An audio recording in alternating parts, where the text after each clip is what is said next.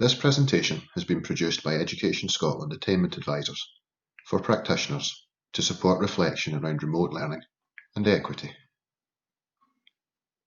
A link to Education Scotland's remote learning guidance is provided, alongside other reference material. This includes key principles and entitlements for all children and young people, and should be considered alongside local guidance. This session will focus in on learners experiencing socio-economic disadvantage and consider how to ensure an equity of provision in learning and teaching during the remote learning period. Consideration will be given to lessons learned from a National Equity Audit, carried out after the first period of remote learning. The work of Dan Nichols will then be used as a framework to reflect on what, why, and how practitioners approach, deliver, and adapt learning and teaching provision to ensure equity. This presentation is intended for use as individuals or in groups. Each slide can stand alone, and the presentation can be paused at any point to allow reflection and discussion.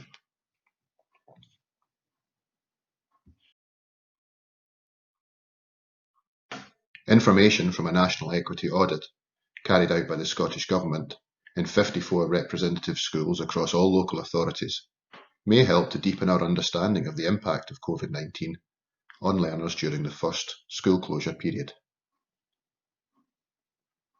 Some key findings are included on this slide. Take a moment to reflect on these points. Do they mirror your own experience?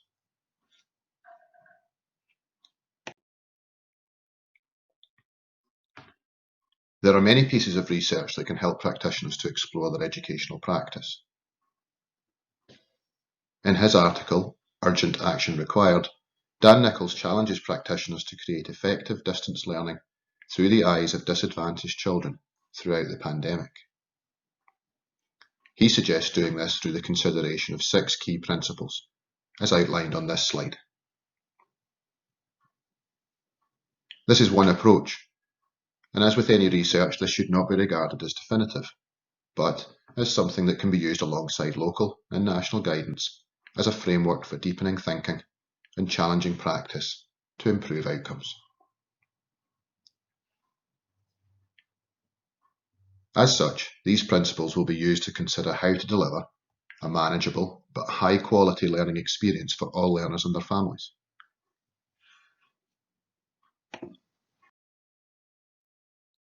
Accessible learning minimises barriers to learner engagement, taking account of and responding to individual needs and circumstances. Learning resources and opportunities should be accessible to all.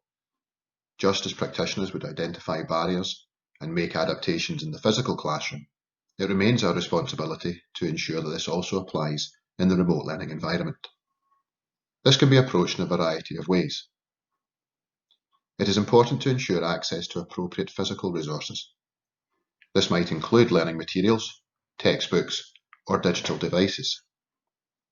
Some learners and their families may require additional guidance, support, and continued scaffolding in order to effectively use any resource provided. When addressing digital exclusion, practitioners may also consider the type of device, the number of users, connectivity, and the digital confidence of learners and families. Remote learning does not automatically mean learning online, and a variety of approaches can be considered to ensure access for all. Well-structured learning activities with appropriate instructions, scaffolding, and differentiation will increase access. Carefully consider the readability of any communication. Modelling, whether recorded live or as a visual prompt, benefits all learners. Consistent and clear approaches will support learners in accessing materials, develop routine, and improve their ability to learn independently. A commitment to using the same online platforms, resources, and pedagogy can build confidence and familiarity. Individual needs and circumstances will affect a learner's ability to engage with learning. Using resources that increase accessibility, such as dual language text, immersive reader, audio recordings and visual prompts will support learning for all.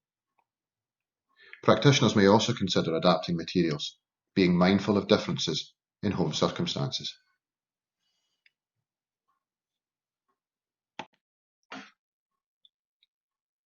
Sequenced learning is planned to provide step-by-step support of progress.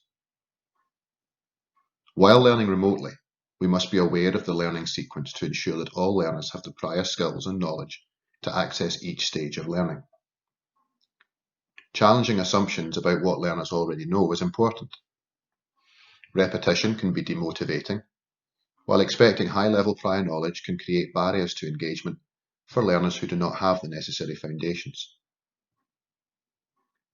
Sequencing is part of high-quality learning and teaching. It is particularly important when learning remotely and in our efforts to ensure equity. Learners do not have equal access to informal, contextual support, or the same prior knowledge or cultural experiences.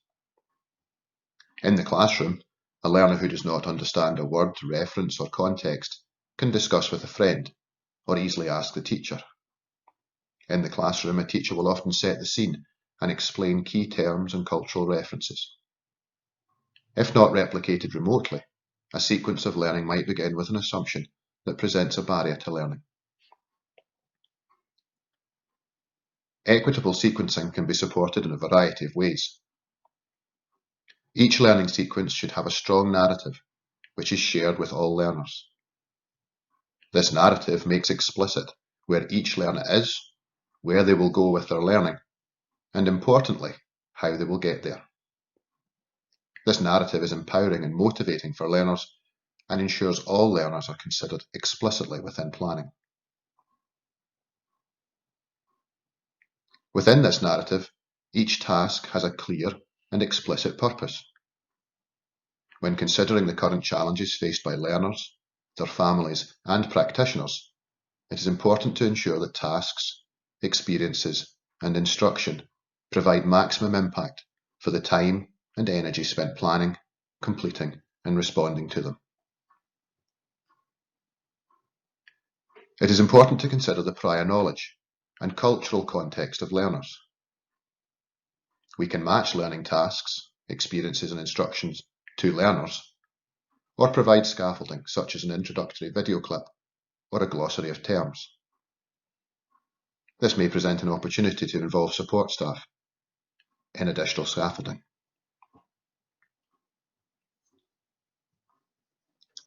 A strength of remote learning is that many of the platforms and approaches make it possible for learners to access their learning at a time and place that suits them.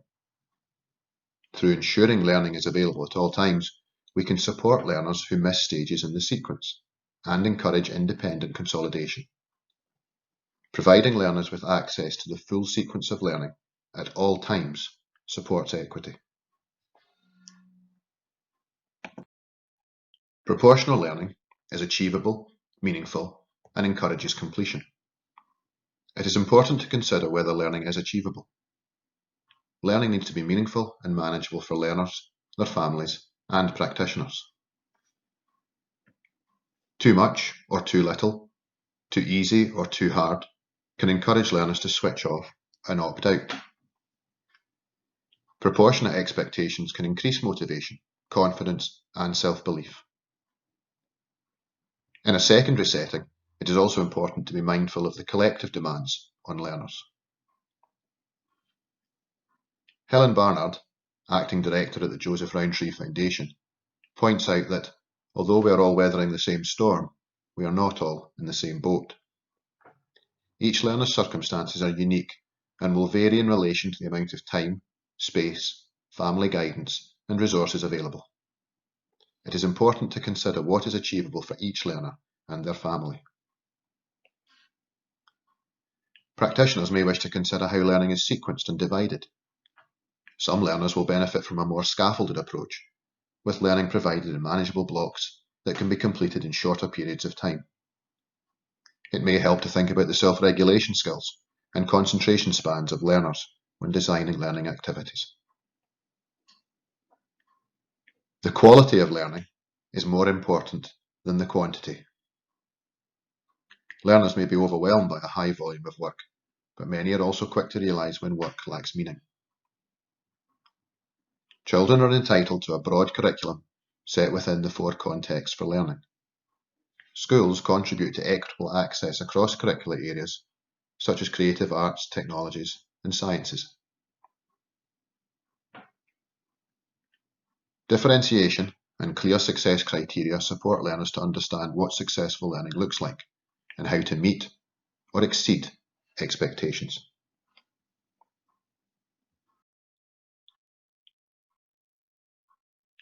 Learning is engaging and compelling when it builds in hooks and provides tasks that encourage learners to return to and continue learning.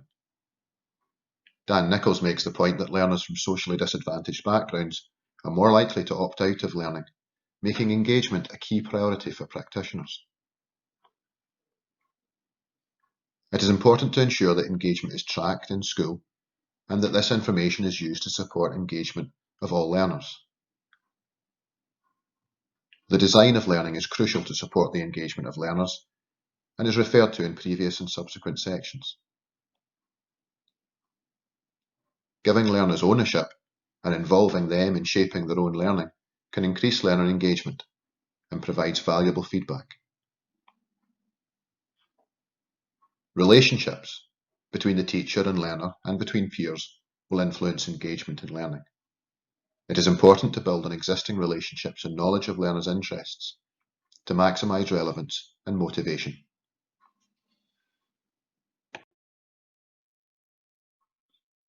Human interaction is the range of ways that learners connect with other people, while face-to-face contact is limited.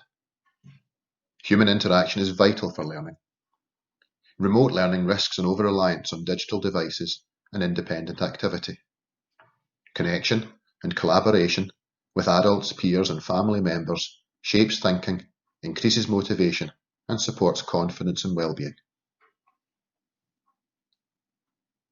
Learners need to know that they are still part of the school community and are able to share success, express concerns, and ask questions. Some learners will be at greater risk of isolation, which can have a negative impact on engagement, progress, and well-being.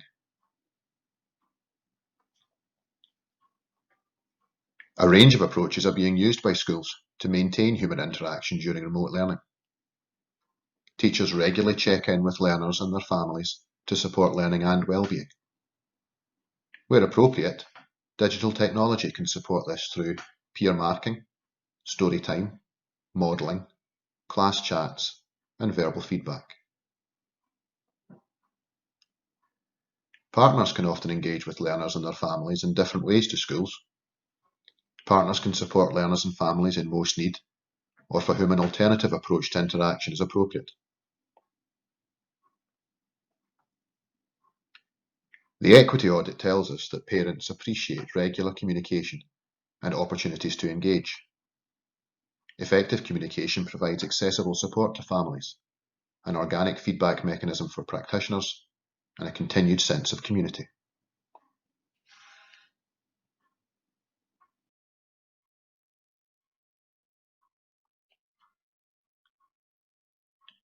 Feedback supports learners to make sense of information about their performance and enhance the quality of their work or learning strategies. Effective feedback is empowering and contributes to positive engagement. It is important to look at feedback through an equity lens, as you may wish to prioritise or adjust approaches to meet the needs of all learners. Learners need to feel that teachers are available to help. Quick and regular communication builds connection, which is particularly effective for learners most at risk of disengagement. The National Equity Audit highlighted that feedback from teachers had the strongest impact on learner engagement when provided promptly. Communication approaches may need to be modified to ensure equity of feedback for all learners. Providing personalised feedback lets learners know that their work has been reviewed and can strengthen relationships and motivates continued engagement. As an alternative to written comments, video or audio can provide effective feedback whilst building a connection with learners.